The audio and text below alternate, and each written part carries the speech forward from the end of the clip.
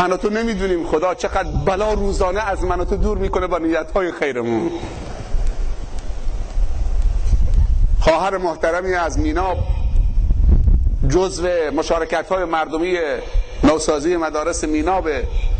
یه روز تو دفتر بندر عباس اینجا نوسازی تو دفتر مهندس آباد دیدمش، گفتم کجایی تو؟ خیلی وقته ملاقات نکردیم، نیامدید بندر.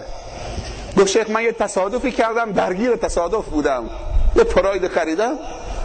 من هر روز صبح که از خانه بیرون میام 500 تومن 200 تومن بعضی روزا 1000 تومن خیر میکنم، صدقه میدم، میام بیرون.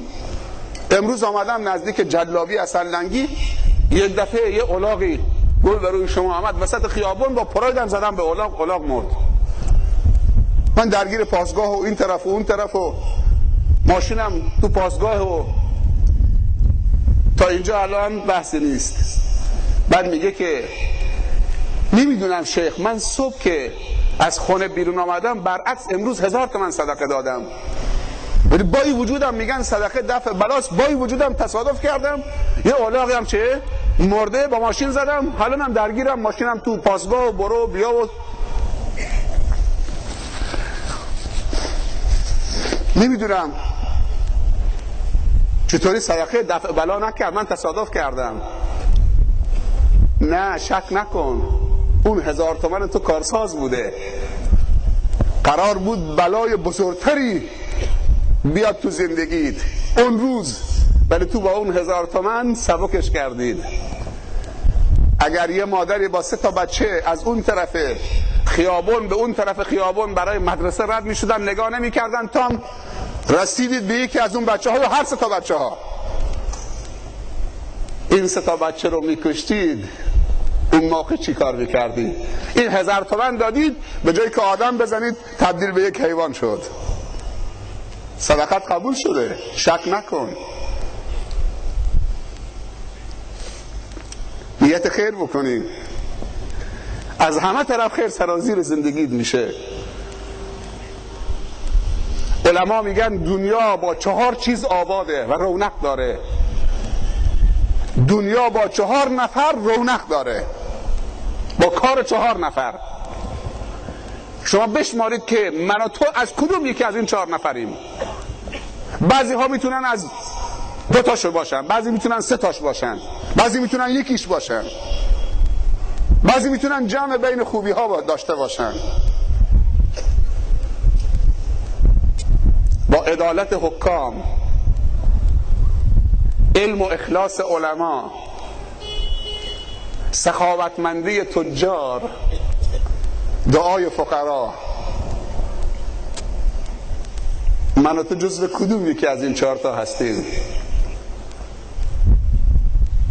حاکم نیستیم که عدالت من و تو سبب رونق و عمران و آبادی و توسعه و رشد جامعه بشود. خیلی حرفا.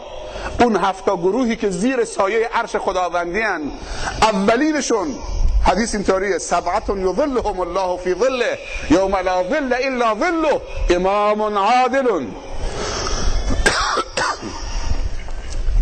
عدالت حکام. اگر حکام در ممالک اسلامی عادل باشند، دنیای آباد می شود، رعیت به آرامش می رسد، به رونق می رسد، به برکت می رسد.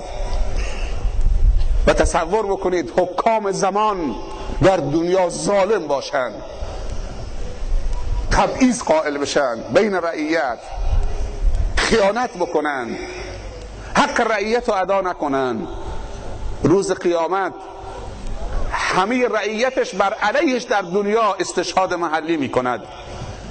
به خداوند میگه من در رعیتم عدالت پیشه کردم، بعد استشهاد محلی مردم با مهر ملائکه، صحت امضای امضا کنندگان، این نامه است که رعیت جمع کرده بر علیه این پادشاه.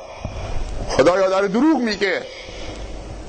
کاری نکنید که رعیت بر علیه حکام و مسئولین ممالک اسلامی و دنیا، اگر رعیت طلبکار حکام شد، حاکم نه در دنیا و نه در آخرت، نه در حیات نه بعد از حیات، نام نیکی برای او نمیماند که دعای خیری. هر وقتی نامش می آید لعنت و نفرین در حیات و بعد از حیات. و این چند صباح میگذرد زیر پایش کرسی ها خالی می شود. همینجوری که زیر پای رعیت خالی کردی. میگن یکی از سلاطین بزرگ فرانسه بعضی موقع احساس میکرد تو خواب که زیر پایش، زیر کمرش تختش میلرزد. یک دفعه از خواب میپرید، خیز عرق میشد. بعد به فکر فرو میرفت که حتما آزاد مردی قلم دست گرفته، یک انسان آزاده‌ای داره بر علیه او مینویسد. ظلم پایداری ندارد، اما عدالت نگاه کن. عدالت خلفای راشدین، عمر ابن عبدالعزیز، چقدر سبب عمران و آبادی و رونق و توسعه. دین به کجا رسید؟ فرس و روم و همه در بر گرفت. مورخین می نویسند اگر این تعبیر درست باشد که بگوییم تنها استعمار شدگانی که از استعمار گرانشان استقبال میکردن و میگفتن تو شهر ما، تو کشور ما بمانید، حالا که وارد شدی بیرون نرید، و وقتی میخواستن برن گریه میکردن، لشکر و جیوش خلفای اسلامی و حکام مسلمان بود که وقتی میرفتن جایی رو فتح میکردن اول مقاومت میکردن، بعد که مسلمان ها و لشکر اسلام در اونها جا میگرفت، پیروز میشد، وارد شهرشون میشد، اگر میخواستن از اونجا برون التماسشون میکردن که این امنیت و برکت و آرامش و خیر و سعادت و خوشبختی و علم و دانش و تقوا و طهارت و پاکی، اول مقاومت کردیم، الان میدونیم که چه بهشتی برای ما درست کردید، خواهش میکنیم پیش ما بمانید. علم علما و اخلاص علما. تصور بکنید در جامعه معلم و عالم نباشد، یا باید خودت عالم بشید، یا باید بچه تو عالم بکنید، یا باید دوست عالم داشته باشید، یا باید عالم و دوست بدارید، یا باید دعای خیر برای علما بکنید. چند تا گفتم؟ یا باید عالم باشید، یا باید فرزند تو خانوادت یک عالم داشته باشید و معلم که خدمت بکنه. همش میخوای مهندس باشه که بلوک و خشت و گر رو هم بگذاره؟ اگر یک مهندس راه و ساختمان که نگاه بکنید تو درگاهان چند تا مجتمع تجاری، اینها فردا درست الان فکر میکنید، اما باید انسانها رو ساخت، باید انسانها رو تربیت کرد. من یک داستان بگم. ابو حنیفه رو میشناسید؟ در سن 10 سالگی ابو حنیفه خواب دید. امام اعظم رحمت الله علیه در سن 10 سالگی خواب دید که قبر پیامبر رو داره نبش میکنه. از خواب پرید که خیس عرق بچه 10 ساله، دوید به طرف مادرش، گفت مادر کابوس دیدی؟ خواب وحشتناکی دیدی؟ خیس عرق شدی؟ خودش انداخت به آغوش مادر، گفت مادر خواب دیدم که قبر پیامبر رو نبش میکنم.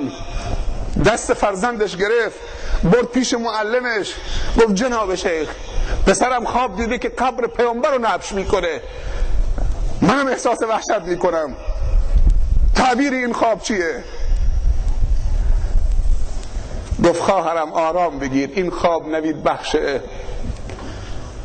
گفت این پسر 10 ساله تو کل وجودش عشق و علاقه و محبت و عشق و علاقه به رسول خدا صلی الله علیه و سلم، کل وجودش رو در بر گرفته.